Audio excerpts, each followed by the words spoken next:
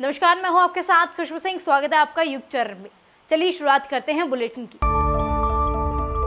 अफ्रीकी देश मोरक्को में भूकंप से अब तक 632 लोगों की मौत हो चुकी है।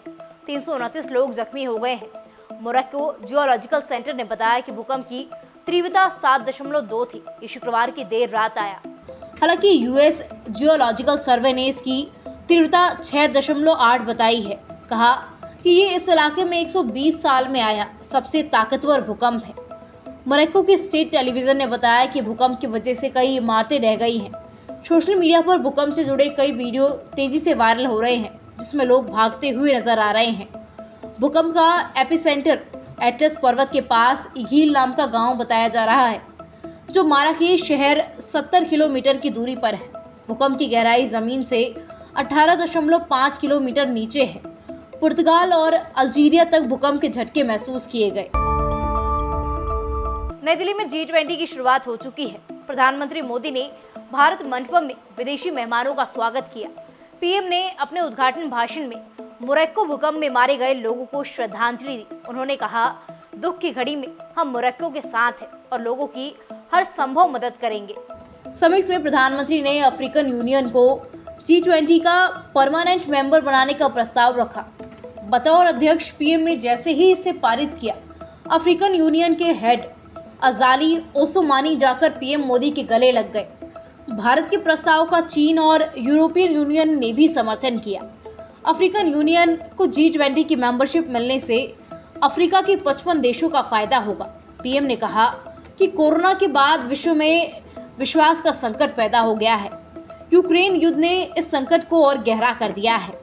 जब हम कोरोना को हरा सकते हैं तो आपसी चर्चा से विश्वास के इस संकट को भी दूर कर सकते हैं। ये सभी के साथ मिलकर चलने का समय है। प्रधानमंत्री ने कहा, आज हम जिस जगह इकट्ठा हुए हैं, यहाँ कुछ किलोमीटर दूर 2500 साल पुराना स्तंभ है। इस पर प्राकृत भाषा में लिखा है कि मानवता का कल्याण सदैव सुनिश्चित किया जाए। 2500 साल पहले भारत की धरती ने ये संदेश पूरी दुनिया को दिया था। 21वीं सदी का ये समय पूरी दुनिया को नई दिशा देने वाला है। नई दिल्ली में आज से G20 समिट शुरू हो गया है। इस इवेंट के दौरान प्रधानमंत्री मोदी ने भारत मंडपम में जब उद्घाटन भाषण दिया तो जो तस्वीर सामने आई, उस तस्वीर ने सबका ध्यान अपनी ओर खींच लिया। पीएम मोदी के आगे देश का नाम इंडिया नहीं, भारत लिखा था। ये पहला मौका है जब किसी इंटरनेशनल इवेंट में प्रधानमंत्री की सीट के सामने देश का नाम इंडिया नहीं लिखा गया है। पिछली G20 बैठक इंडोनेशिया के बाली में 14 से 16 नवंबर को हुई थी। तब पीएम मोदी के आगे देश का नाम इंडिया ही लिखा था।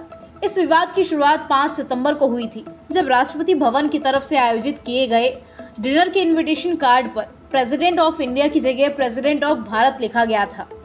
इस पर रिएक्शन देते हुए आम आदमी पार्टी के नेता राघव चड्ढा ने कहा कि हम अगली बैठक में अपने गठबंधन का नाम इंडिया से बदलकर भारत करने पर विचार कर रहे हैं। वहीं कांग्रेस लीडर जयराम रमेश ने कहा कि संविधान में अनुच्छेद 1 के मुताबिक इंडिया, जिसे भारत कहते हैं, वो राज्यों का एक संघ होगा, लेकिन अब इस राज्यों के संघ पर भी हमला हो रहा है। लाल डायरी को लेकर के सरकार के खिलाफ मोर्चा खोलने वाले बर्खास्त मंत्री और कांग्रेस विधायक राजेंद्र गुढ़ा ने शनिवार को शिंदे गुट वाली शिवसेना का दामन थाम लिया। उन्होंने महाराष्ट्र सीएम एकनाथ शिंदे की उपस्थिति में अपने पैतृक गांव गुढ़ा में पार्टी ज्वाइन की। उन्हें समन्वयक यानी कोऑर्डिनेटर की जिम्मेदारी दी गई है। शिंदे ने इस मौके पर अशोक गहलोत पर निशाना साधते हुए कहा कि उन्होंने 1 साल पहले यहीं पर कहा था कि गुढ़ा के कारण मैं मुख्यमंत्री बना, फिर उन्हीं को बर्खास्त कर दिया। गुढ़ा के बेटे का आज जन्मदिन भी है। इसी मौके पर समारोह रखा गया है। शिंदे ने गुढ़ा को शिवसेना का दुपट्टा पहनाकर उनका पार्टी में स्वागत किया। गुढ़ा इससे पहले बसपा और कांग्रेस में भी रह चुके हैं। एकनाथ शिंदे ने कहा कि गहलोत ने जो किया उसका जवाब जनता देगी। गुढ़ा ने क्या गलती की? सच्चाई का साथ देना गुनाह है क्या? आपके राजस्थान में कानून व्यवस्था, महिलाओं के खिलाफ अत्याचार की ही तो आवाज उठाई थी। शिंदे ने कहा कि गुढ़ा ने मंत्री पद छोड़ा, सच्चाई नहीं छोड़ी। उन्होंने कहा, राजेंद्र गुढ़ा का शिवसेना में स्वागत है। राजस्थान की वीरता और महाराष्ट्र की वीरता का मिलन सुखद है। गुढ़ा जब भी महाराष्ट्र आते हैं तो वहां रह रहे राजस्थानियों की चिंता करते हैं। महाराष्ट्र में रहने वाले हर राजस्थानी का हम ध्यान रखेंगे। सरकारी नौकरी की तलाश कर रहे बेरोजगारों के लिए अच्छी खबर है। आर्मी स्कूल में बम्पर वैकेंसी निकली है, जिसके तहत टीजीटी, पीजीटी और पीआरटी टीचर्स की भर्तियां की जाएंगी। इन पदों के लिए 57 साल तक की उम्र के उम्मीदवार आर्मी स्कूल की ऑफिशियल वेबसाइट पर जाकर 10 सितंबर तक ऑनलाइन अप्लाई कर सकते हैं। इसके बाद 30 सितंबर और 1 अक्टूबर को भर्ती परीक्षा का आयोजन किया जाएगा, जिसमें सेलेक्ट होने पर उम्मीदवार को मेरिट के आधार पर पोस्टिंग दी जाएगी। भर्ती प्रक्रिया में सेलेक्ट होने पर उम्मीदवार को हर महीने 34,400 रुपये से लेकर 47,600 रुपये तक सैलरी दी जाएगी। आर्मी स्कूल में पोस्ट ग्रेजुएट टीचर के पदों पर आवेदन करने के लिए उम्मीदवारों ने न्यूनतम 50% अंकों के साथ पोस्ट ग्रेजुएशन और बीएड की डिग्री होना जरूरी है, जबकि प्रशिक्षित ग्रेजुएट टीचर के पदों पर आवेदन के लिए अभ्यर्थी ने स्नातक के साथ बीएड होना जरूरी है। इसी तरह प्राइमरी शिक्षक के पदों पर आवेदन के लिए उम्मीदवारों का ग्रेजुएशन के साथ बीएड, डीएलएड किया होना जरूरी है।